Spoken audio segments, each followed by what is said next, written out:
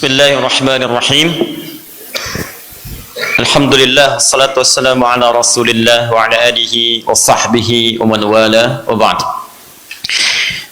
Seperti telah kita bahas bahwa di hari Senin di bulan Sya'ban di tahun kedua Hijrah, saat sebelumnya banyak khususnya orang-orang Yahudi mengolok-olok Nabi dan pengikutnya karena tidak memiliki syariat-syariat kecuali menurut tuduhan mereka hanya mengikuti orang-orang Yahudi saja, baik itu dalam salatnya menghadap ke Baitul Maqdis di Palestina ataupun dalam puasanya mengikuti orang-orang Yahudi dan berpuasa di puasa Asyura itu.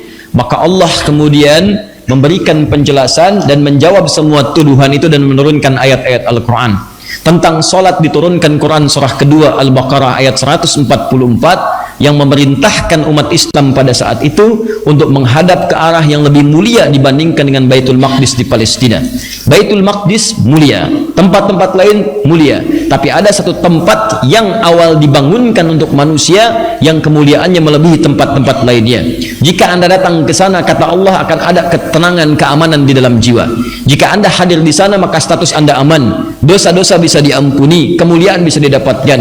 Itulah kemudian Makkah Al-Mukarramah, kotanya, dan Ka'bah yang terletak di dalamnya. Turunlah Quran surah ketiga Ali Imran ayat 96 sampai dengan ayat 97 menunjukkan keutamaan Ka'bah dan Mekah di dalamnya.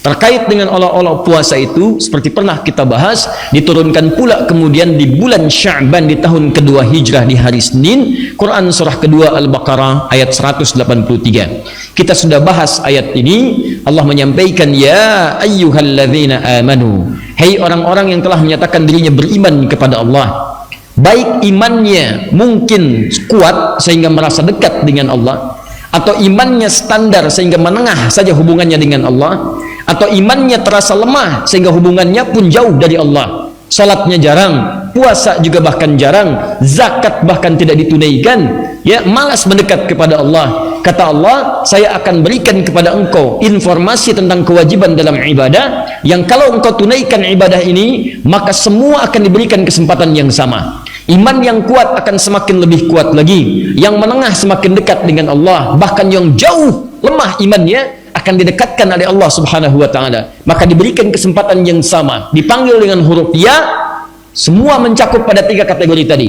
Maka Allah katakan, hei saya ingatkan ya, hei saya kuatkan ya, ayyuha alladzina amanu, orang-orang beriman tanpa kecuali, kutiba alaikumussyam, mulai detik ini akan diwajibkan bagi kalian menunaikan ibadah puasa. Ingat kalimatnya asyam, kutiba alaikumussyam, mulai saat ini diwajibkan bagi kalian menunaikan ibadah puasa, ya, kama kutiba alal ladzina min qablikum la'allakum tattaqun.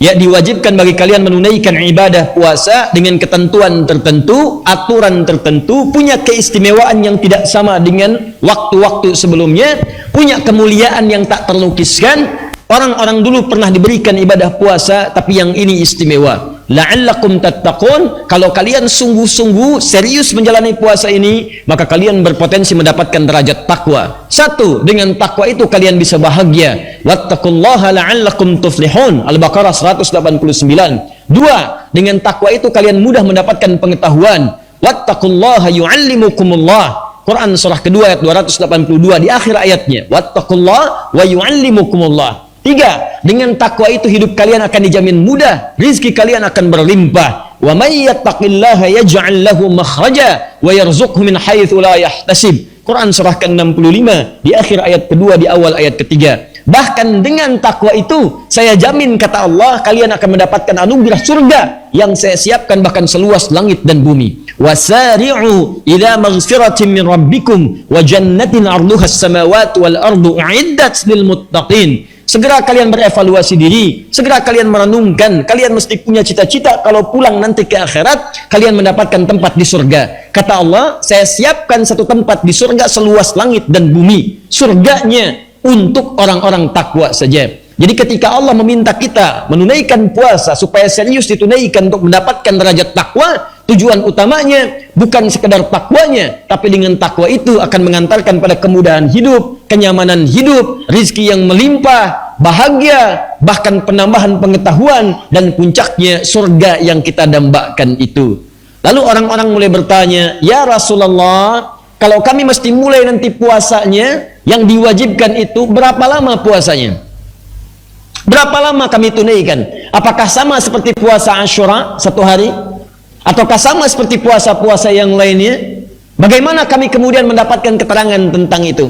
Lalu ada orang juga yang bertanya, ya Rasulullah, kalau saya sakit bagaimana? Apakah saya tetap akan puasa? Kalau saya tidak puasa, bagaimana saya bisa mendapatkan kesempatan takwa? Apakah takwa diberikan bagi orang-orang sakit? Orang lain bertanya, ya Rasulullah, saya juga kalau di jalan bagaimana? Kalau perjalanan panjang dan tidak bisa menunaikan puasa, maka bagaimana konsekuensinya? Tiba-tiba ada lagi yang berkata, ya Rasulullah, fisik saya lemah, ini nggak mungkin saya bisa menunaikan puasa, keadaannya terbatas, bagaimana, apa yang bisa saya lakukan? Maka turunlah kemudian ayat 184-nya untuk merespon aneka-aneka pertanyaan tadi, yang ditanyakan bukan untuk meragukan atau malas dalam menunaikan ibadahnya, tapi justru saking semangatnya ingin menunaikan dengan sempurna, mereka bertanya kemungkinan-kemungkinannya supaya bisa diatasi saat menjalani ibadahnya.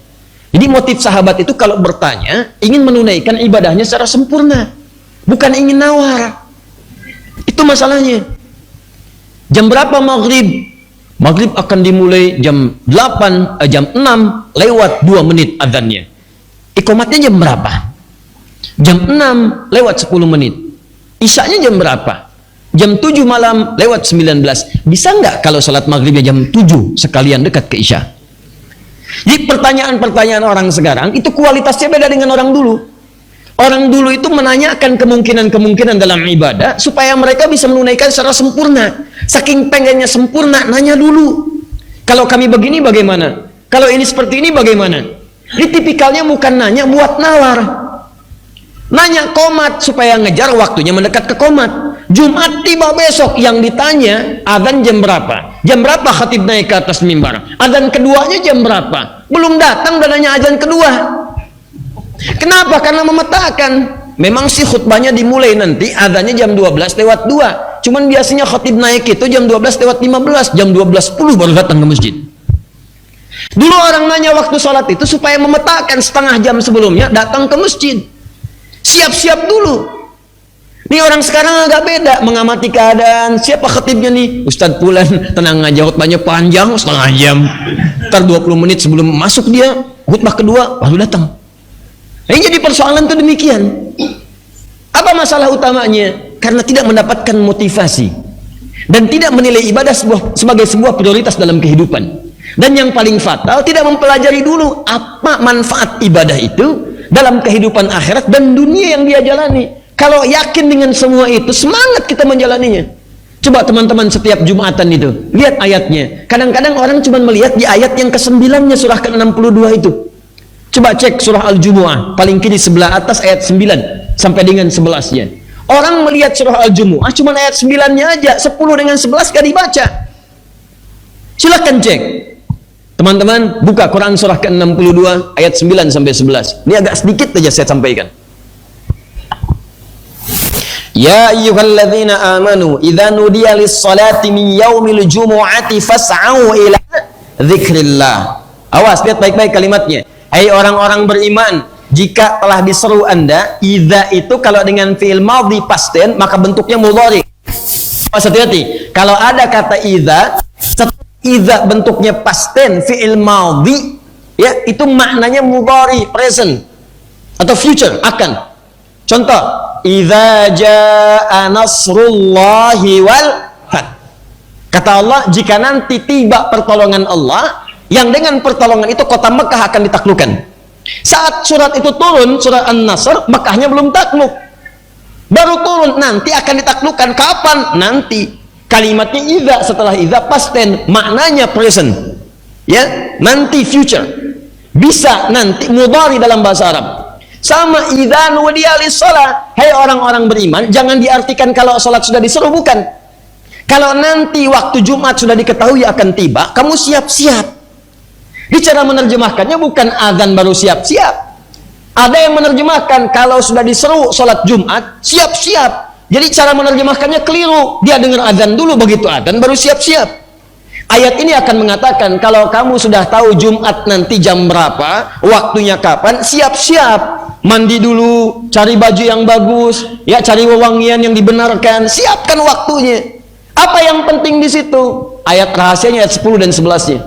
Rahasia terbesarnya ayat 10 dengan ayat 11, apalagi di ayat 11-nya. Maaf, di ayat 11 Allah janjikan, wa idza ra'au tijaratan aw lahwan faddu ilaiha qul. Lihat, qul ma indallahi khairum minal lahwi wa minat tijara wallahu khairur raziqin.